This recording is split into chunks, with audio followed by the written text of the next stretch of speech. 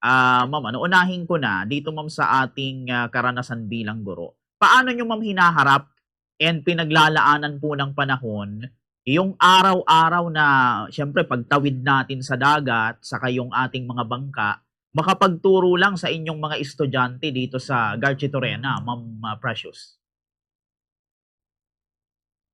Every Monday yung iba po, every Sunday pumupunta doon. So, pag ano po, pag naglalaan po talaga ng panahon ng oras kasi kaya namin medyo malayo po talaga yung location ng school namin. Pero kasi sabi po nga natin nung last interview po natin, yung passion po kasi ng guro para matuto yung mga bata, hindi po yun maaalis sa bilang isang guro. Yung pagmamahal sa mga bata, yun po ang isang factor na yun po ang nagbibigay sa amin ng inspiration para magpatuloy sa pagtuturo po, lalo na so sa amin, malayo sa kabihasnan. Opo. Sunod kong tanong ma'am, ano-ano po yung mga pinakamatinding panganib and even mga hamon na inyo pong naranasan habang kayo ay pumapalaot patungo sa paaralan? Lalo na kapag masama ang panahon, Ma'am Precious. Siyempre po yung masamang panahon, isa po yung talagang yung isipan ba namin na ito ano talaga yung safety din po namin, iniisip namin lalo po sa amin na walang life jacket, yung iniisip namin na kung masama yung panahon, makakarating pa ba kami sa sa lugar na tuturuan namin o makakabalik pa ba kami o makakauwi pa ba kami. Isa yun po sa mga ano namin na lalo ngayon magsi-season na naman na medyo malakas papasok na naman yung bare months. Yun yung panahon na medyo malakas na po talaga yung alon sa lalo na po sa part ng tinuturuan namin na medyo risky po talaga.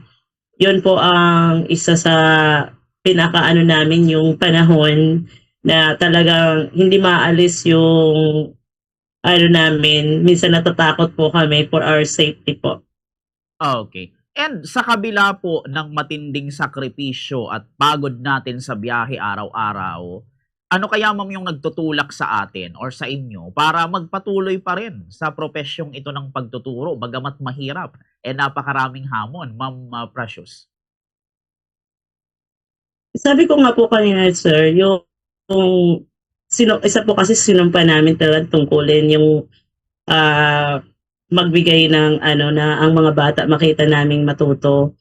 So, ang ano po kasi hindi lang dahil sa sweldo, ang sabi ko nga 'di ba sinasabi ng iba na noble position yung ano, yung profession yung teacher. So masabi po natin na yung pagmamahal po talaga sa mga bata kasi po yung isa sa mga ano natin na lumaki na mayroong maging mabuting mamamayan yung bata at lumaki ng ano na maging matagumpay sila sa buhay bagamat nasa isla po sila.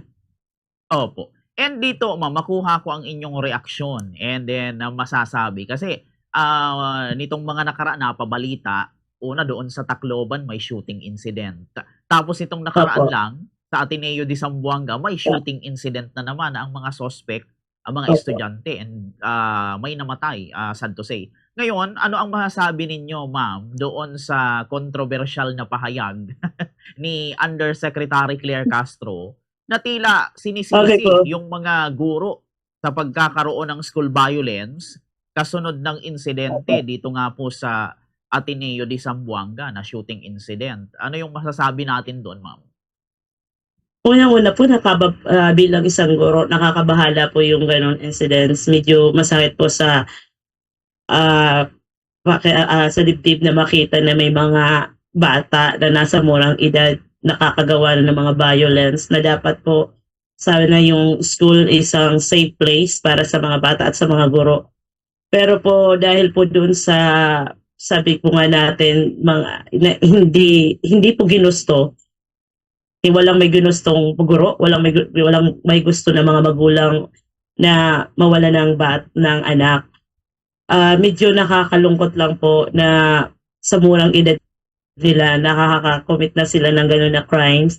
So, ang masasabi ko lang po doon sa ano natin na yung sinabi po ni Sec Claire po, ang word niya naman po naman yung ibang guro, ano po, ibang guro na na siyang nagtuturo. Pero sa tingin ko po naman, wala ang mga guro po kasi lalo na sa part namin, hindi po kami nagtuturo ng ano ng hindi magandang asal. Pero siguro may mga guro po talaga, may mga kapwa namin guro na hindi na minsan pero hindi naman po palagi na minsan hindi nagiging magandang ehemplo kasi yung binigay na halimbawa ni Claire po yung doon sa nagba-vlog na teacher na ginawang na ibang mga ano ang ginamit para i-describe po ang president.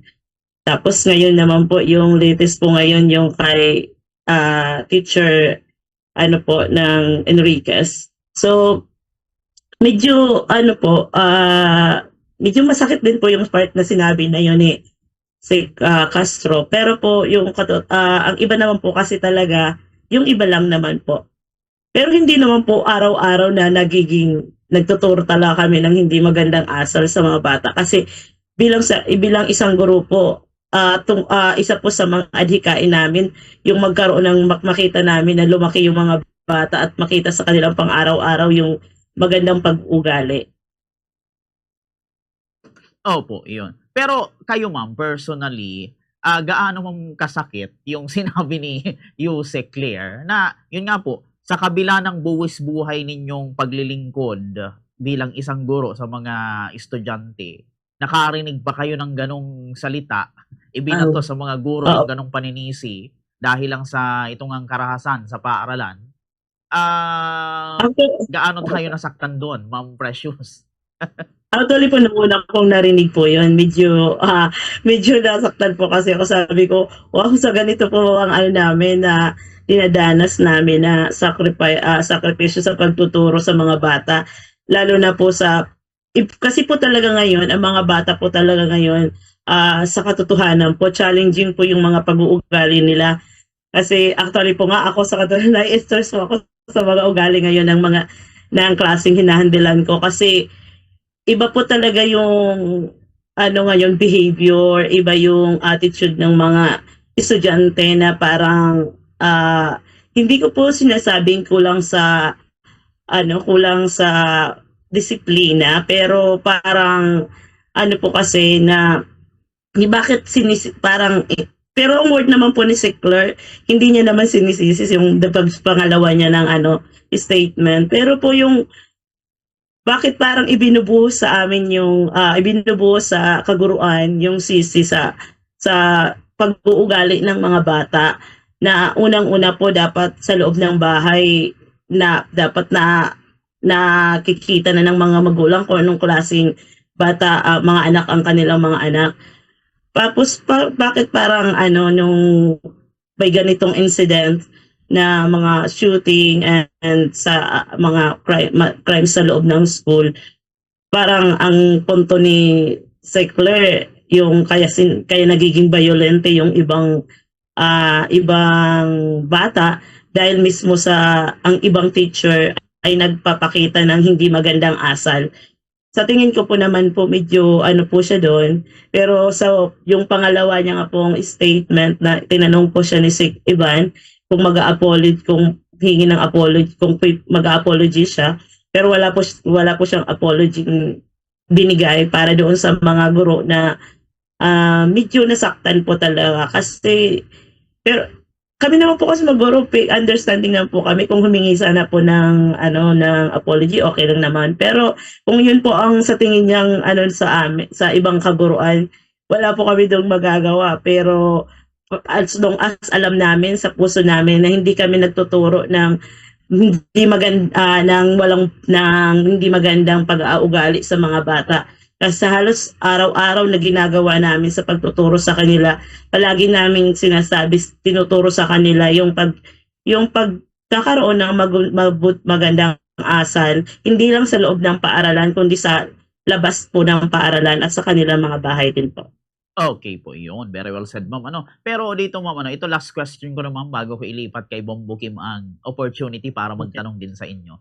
Sa tingin niyo ma'am, ano ba yung mas malalim talaga na ugat ng school violence na dapat bigyang pansin ng gobyerno sa halip na sisihin yung mga guro natin, Ma'am Precious? Ako po sa tingin ko po, siguro panahon na para i-ban po yung mga games ng gaya ng Roblox. Kasi sa totoo lang po, napakalaking factor ng ang mga bata nalulung sa mga ganitong laro. Actually po kasi mga bata ngayon wala ng study habit. Sa katotohanan po, lalo na po sa ngayon, halimbawa nagbibigay po kami ng ng assignment, wala nang halos gumagawa nun. So ang maano po natin, siguro bigyan ng na panahon na po para magkaroon ng iba yung mga violence games, tapos po siguro magkaroon ng age kung kailan na dapat magkaroon ng age limit kung sino yung mag-a-access sa social ng bata. Kasi dapat monitor magkaroon ng ang gobyerno ng mga batas laban po dito para po mapigil po ang ganitong karahasan, kasi patuloy pa rin ang ganitong krimen na maraming imbes na yung mga bata hindi takot yung maranasan pag pumunta sa paaralan. Minsan yung ng bata yung takot kasi baka mangyari yung insidente na at gaya ng nangyari previous na mga incidents.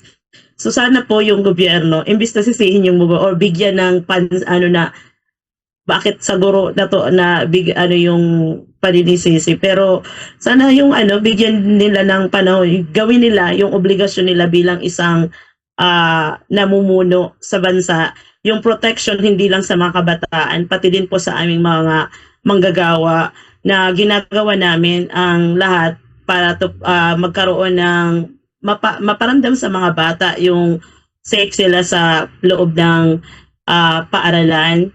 At isa pa rin po sa hindi lang po gobyerno, pati rin po ang mga magulang, mayroong obligasyon sa kanilang mga anak na i-monitor kung ano yung ginagawa ng mga bata, na magkaroon po dapat yung magulang ng sa access sa gadgets ng mga bata, at ma-monitor yung ano talaga ang ginagawa ng mga bata, lalo na paggabi. Dapat pagawin muna ng mga assignments, tapos kung weekend naman, dapat mayroong limit ng oras kung kailan sila mag-a-access ng kanilang mga gadgets, at dapat siguro nila kung ano yung nilalaro ng mga bata, hindi lang hayaan lang sa tabi.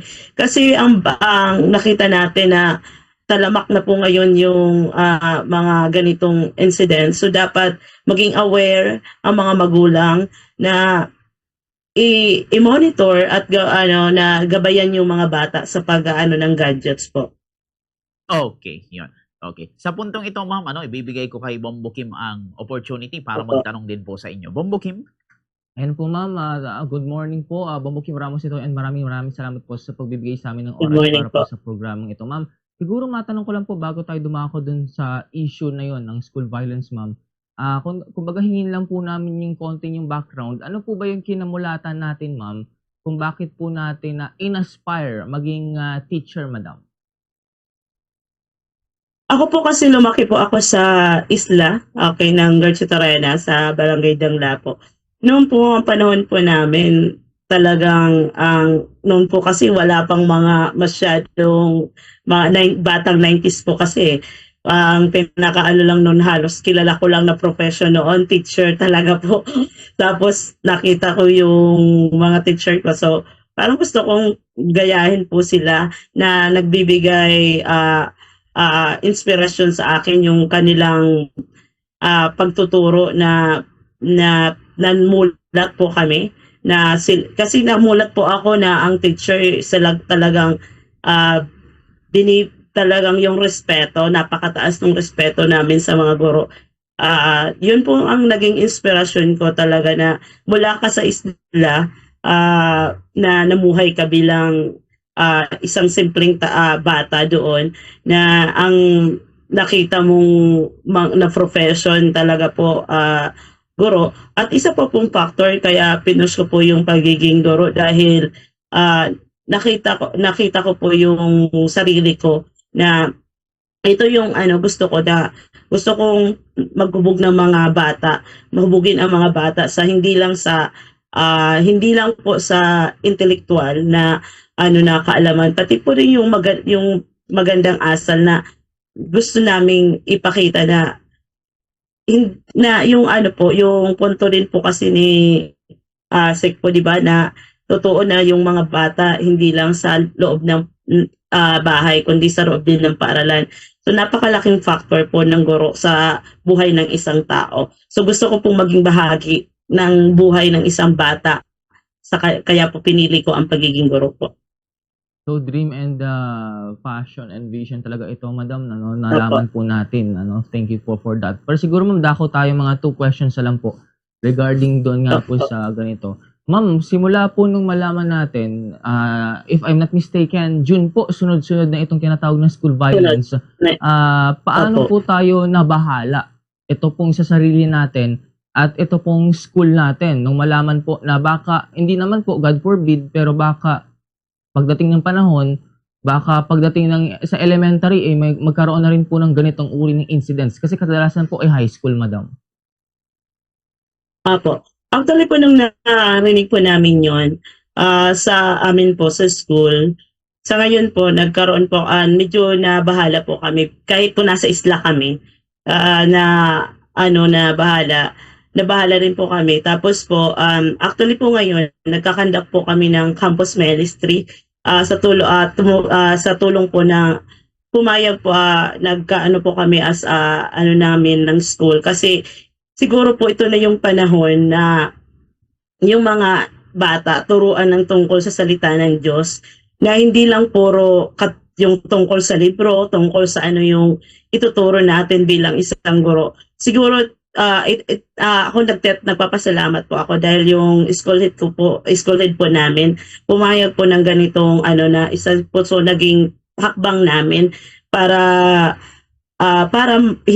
maiwasan na namin at hindi na kami umabot sa punto na magkaroon ng insidente ng ganito sa school. So nagkakandak po kami naka 6 days na po kami nagkaroon ng campus ministry kung saan po ako po mismo yung nagtuturo sa mga bata tungkol po sa salita ng Diyos.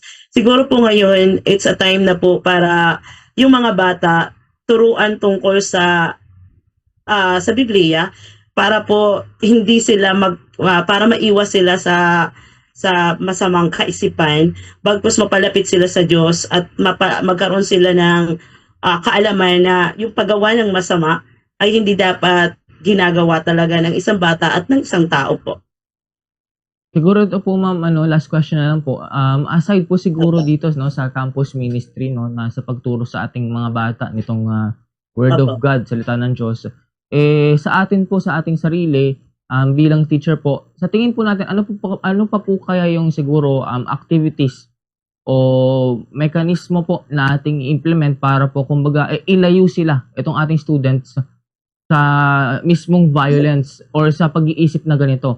Or if ever, meron man sa kanila na may access nga po sa mga ganitong uri ng violence or mismong mga armas na pwedeng magamit for violence, ano po yung i-implement or dinidecide nating implement, and if ever man na makita nating effective, i-recommend din po sa mismong eskwelahan?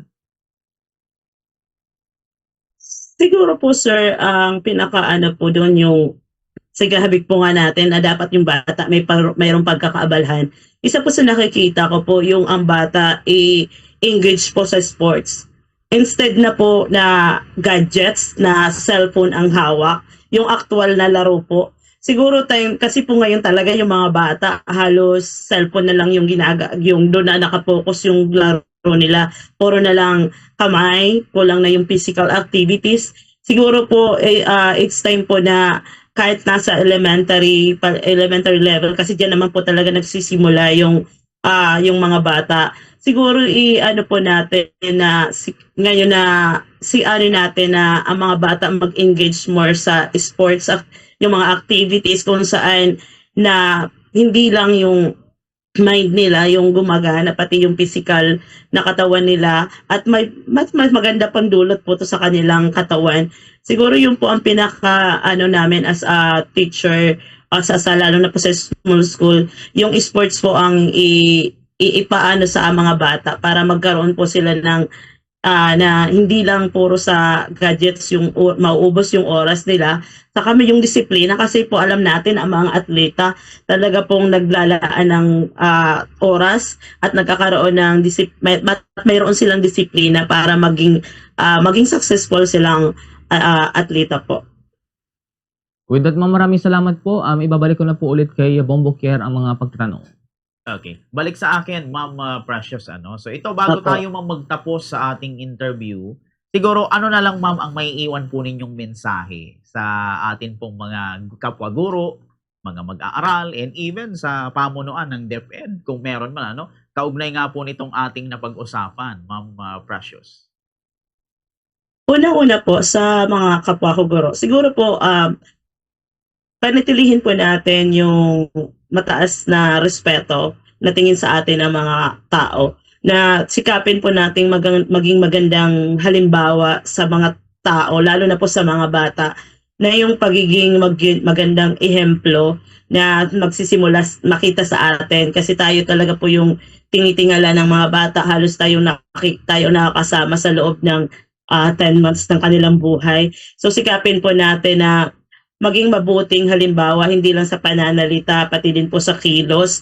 So dapat yung sikapin natin na palagi nating isipin na guro ako, may pananagutan ako, hindi lang sa sarili ko, pati rin po sa mga taong nasa paligid ko. At pangalawa po, sa mga kabataan, siguro po magkaroon ng time na hindi lang puro gadgets, magkaroon ng time para sa physical na mga laro. Hindi lang po talaga maubos yung panahon sa paglalaro ng mga walang kabuluhan na laro. Time na siguro na magkaroon ng yung oras, yung panahon nila dapat ilaan nila sa pag-aaral ng mabuti, kasi yung pag-aaral naman hindi naman para sa iba, kundi para sa kanilang future. At marahon na pa yung magkaroon sila ng disiplina, na yung palagi nilang isipin na hindi bilang isang kabataan mayroon akong tungkulin na maging mabuting bata sa kanilang magulang, maging mabuting estudyante, at higit sa lahat yung maging mabuting mga mamamayan ng ating bansa, kasi sila yung future leaders natin. Sa ano pa ang magiging future kung sa kanila pa lang basag na yung mga pangarap ng tao, na nakikita puro karahasan, nakikita yung mga bata na walang time para sa pag-aaral, inuubos yung panahon sa pagse-cellphone, paglalaro ng mga games na kung saan nagbibigay sa kanila ng masamang ideya, na nagkakaroon sila ng masamang kaisipan. At siguro po sa gobyerno, lalo na po sa mga mambabata, sa na magkaroon na po ng talagang batas laban sa mga ganitong mga games, sa mga ganitong mga applications, na dapat maban na po dito sa Pilipinas. At siguro dapat magkaroon din ng time na age bracket doon, sa age limit doon sa pag-access, gaya ng ginagawa po ng ibang bansa na hindi na-access ng mga minor, yung mga hindi dapat i-access ng mga minor po. At sana po wag sisihin ang mga guro, bagkus gumawa ng paraan para masolusyonan ang ganitong krimen, na hindi lang puro salita sila, dapat umaksyon po sila, dahil kaligtasan ng bawat bata ang nakasalalay, at hindi lang po ng mga bata, pati po ng mga kaguruan at lahat ng mga empleyado sa loob ng school. At rin po sa mga, at higit po sa lahat, yung sa mga magulang, na kung pwede po magkaroon po ng tamang gabay, attention, panahon para sa mga bata, na bigyan ng oras, yung palaging